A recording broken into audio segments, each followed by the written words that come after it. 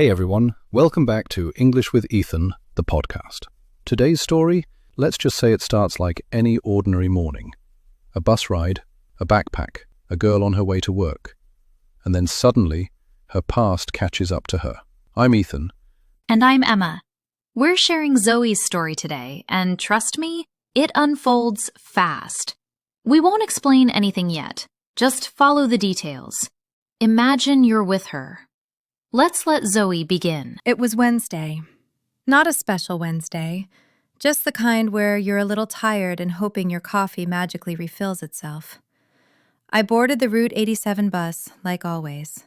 Same stop, same seat near the window, same half-asleep people. 5 minutes later, a man sat beside me. Same age as my older cousin, messy hair, blue jacket. Nothing threatening, until he whispered, "Zoe, please don't panic. Your father sent me." My whole body went still. My father had vanished when I was 14. One day he was laughing and making pancakes. The next day, gone. No note, no goodbyes. I hadn't heard that name in years. I stared at the man. "I think you've got the wrong person," I said. He shook his head gently. "No, I don't. He's desperate to reach you." He opened his phone and showed me a picture of me leaving my apartment yesterday. My stomach flipped. This is already terrifying. Someone showing you a photo of yourself from yesterday that you didn't know was taken? And on a bus, where you can't exactly get up and run. Let's hear what she did. "Why would my dad send you?" I asked. The man swallowed hard. "He's not doing well," he said quietly. "He thinks someone is following you. He says you're in danger. He needs to get you somewhere safe." Safe? From what? I hadn't talked to him in nearly a decade.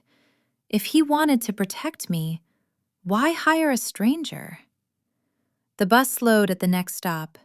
The man tapped my shoulder. "Get off with me, please. Your dad is waiting nearby." I shook my head. "No, I'm staying on the bus." He sighed, like he expected that. Then he said, "We're not trying to hurt you, but you need to come with me." He insisted. He stood up, blocking the aisle. The doors opened. He didn't move. Passengers behind him muttered, trying to get off, but he stayed planted. "Come on, Zoe," he whispered. "It's safer outside." Every instinct screamed, "No." That's the moment everything switches, when someone physically blocks your exit. Exactly. This is when Zoe has to think very fast. I finally stood, mostly so I could get around him. But the second my feet touched the pavement, he moved beside me like he'd rehearsed it. "This way," he said. We parked close.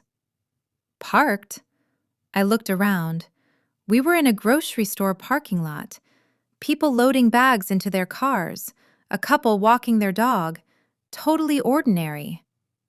"This isn't happening," I muttered. The man gave a gentle smile. "You'll understand soon."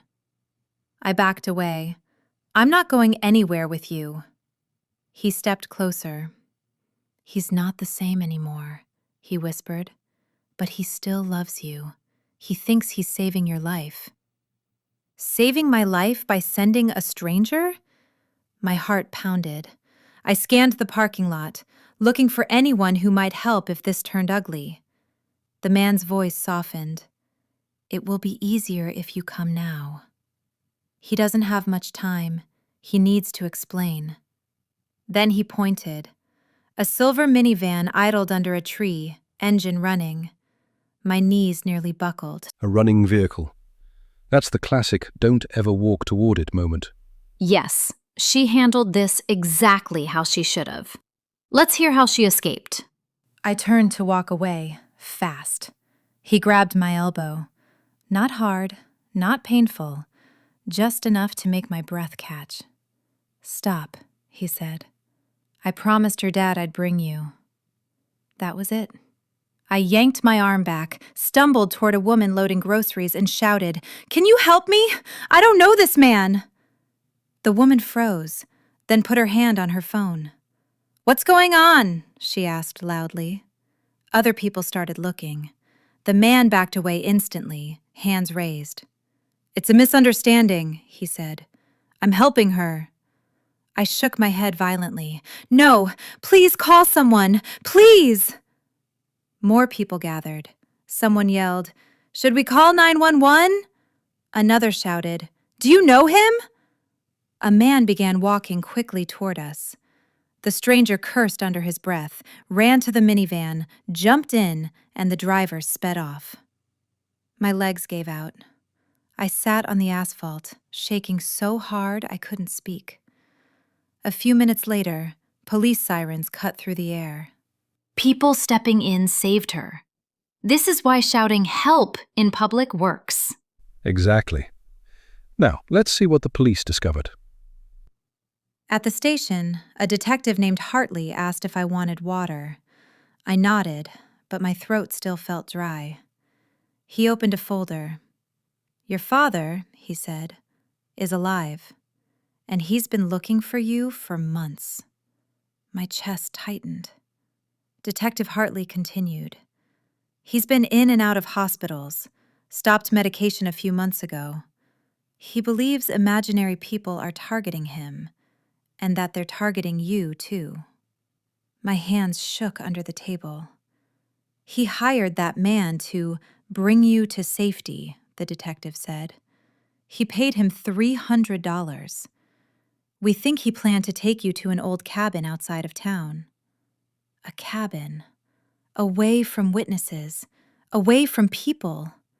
My stomach twisted. "Why would he do that?" I whispered. Detective Hartley softened his voice. "He isn't well, Zoe. He thinks he's protecting you, but it's still illegal and dangerous." They found him that evening at a roadside motel. He never resisted. He was crying, they said, saying he failed to keep me safe. I didn't know whether to feel angry or heartbroken.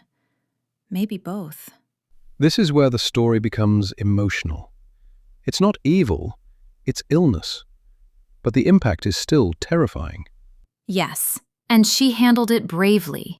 Let's hear how she moved forward. The next week was a blur. Court dates, paperwork, phone calls. A restraining order was issued. My workplace was notified. My apartment building added new security. And I started therapy for the first time in my life. My therapist helped me understand something. Two things can be true at once. My dad might love me, and he still put me in danger. He wanted to protect me, and he still terrified me. He didn't mean harm, and harm still happened. Every night for a while, I checked the locks twice, sometimes 3 times. I stared at running vehicles. I avoided crowded buses. But slowly, I felt myself come back. My laughter, my voice, my trust. The girl who stepped off that bus thinking it was just another Wednesday? She's not gone. She's just stronger now. That was powerful. And I want to point something out. Zoe survived because she trusted her instincts and asked for help. And because strangers stepped in when something looked wrong. To everyone listening, this is a reminder. Your safety matters. Your instincts matter. And you're allowed to say no even to someone who says they're helping. If you learned something from this episode, or if it made you feel something, leave a comment. Share it with someone who needs to hear it. And remember, your English improves every time you listen, think, and repeat with us. Take care of your English. Take care of yourself. See you in the next one.